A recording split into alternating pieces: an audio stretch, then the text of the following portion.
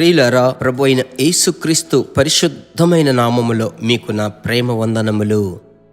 Jesus meets YouTube family ప్రభువునందు క్షేమముగా ఉన్నారని నమ్ముచున్నాను. అదే రీతిగా GPS రాబిన్సన్ ఫేస్బుక్లో కలిసి ఉన్న కుటుంబములన్నిటికీ ప్రభువుకు స్తోత్రం. దినము ఈ పరిశుద్ధ లేఖన వాగ్దానములతో, ప్రవచన వాక్కులతో మిమ్మలను దర్శించటం నాకొక గొప్ప సంతోషముగా, ఒక గొప్ప సదవకాశముగా ఎంచుకుంటున్నాను. ఎందుకంటే మీ సంతోషమే మా సంతోషం.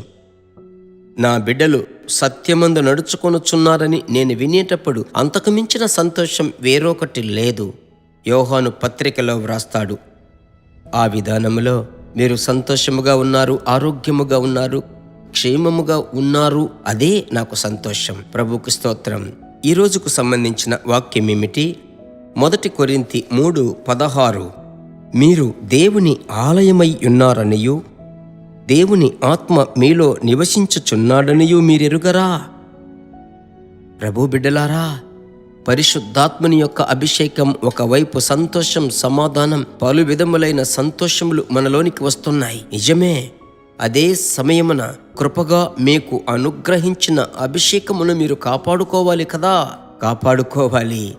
అభిషేకమును దుఃఖపరచకూడదు. పరిశుద్ధాత్ముని వేదనపరచకూడదు.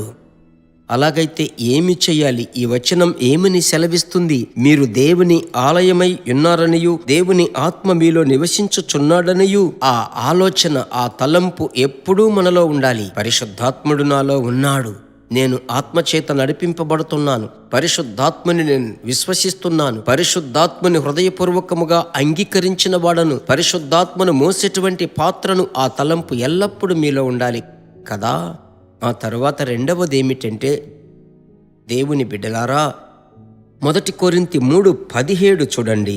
ఎవడైనను దేవుని ఆలయమును పాడు చేసిన ఎడల దేవుడు వానిని పాడు చెయ్యును. దేవుని ఆలయము పరిశుద్ధమై ఉన్నది, మీరు ఆ ఆలయమై ఉన్నారు. అలాగైతే దేవుని బిడ్డలారా, మనము ఒక ఆలయమని దేవుడు చెప్పుచున్నాడు కదా. ఆయన మీలో నివసించుచున్నాడు. మీలో నివసించేటువంటి ప్రభువు మీ అవసరత ఏమిటో ఆయన ఎరిగి ఉన్నాడు. మీ హృదయ వాంఛలు ఆయనకు తెలుసు. అలాగైతే మనం ప్రార్థించకుండా ఆగిపోదామా? లేదు. పరిశుద్ధాత్ముడా నాలో నివసించుచున్నారే, పరిశుద్ధాత్ముడా నన్ను ఇలాగు నడిపించండి, మీ కార్యములను సఫలపరచండి. అలాగూ మీరు చెయ్యబోతున్నారు తండ్రి, మీకు వందనాలు ప్రభువా, మీకు స్తోత్రం ప్రభువా. మీరు పరిశుద్ధాత్ముని ఒక మంచి స్నేహితునిలాగా, పరిశుద్ధాత్ముడా మీరు నాకు ఆలోచనకర్తగా, మీరు ఆయనతో అలవాటు పడండి. అప్పుడు ప్రభు దినము ఆయన అభిషేకమును కాపాడుకోవడానికి మీకు కృపనిస్తాడు. ఎందుకంటే మనము లోకంలో ఉంటున్నాం చూడండి, తొందరపడుతున్నాము, ఇంటిలో హఠాత్తుగా కోపపడుతున్నాం. వెంటనే పరిశుద్ధాత్ముడు ప్రేరేపించేటప్పుడు స్తోత్రము చెల్లించి పరిశుద్ధాత్ముని మనం దుఃఖపరచకుండా కాపాడుకోవాలి. అదే ఈరోజు ప్రభు ఇచ్చేటువంటి ఆలోచన ఒకవైపు. ఇంకొక వైపు ఆయన ఎల్లప్పుడూ మిమ్మల్ని నడిపించి, మిమ్మల్ని దృఢపరచి, ధైర్యపరచి, తన కృప నీడలో మిమ్మల్ని దాచుకుంటాడు. సరేనా? నమ్ముతున్నారా?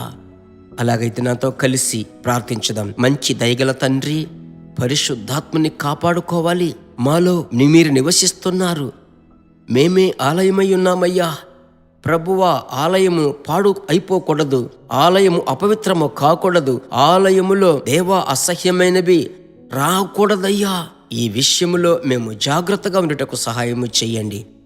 నాతో కలిసి ప్రార్థించే నా ప్రియ సహోదరి సహోదరులను జీసస్ మీట్స్ యూట్యూబ్ ఫ్యామిలీ ఫేస్బుక్లో ఉన్నటువంటి కుటుంబములు తలెత్తుకొని వర్ధిల్లాలి. ఈ దినం వారు చేయనదంతయు సఫలపరచండి. ప్రార్థన ఆలకించిన దేవునికి స్తోత్రం, స్తోత్రం. యేసునామములో తండ్రి, ఆమెన్. మర్చిపోకుండా ఎదుటివారికి షేర్ చేసి వారు మీ వల్లే దృఢ మనస్సు కలిగి ఉండడానికి మీరు సహాయం చేయండి. ప్రభు చిత్తమైతే మరలా కలుసుకుందాం. God bless you.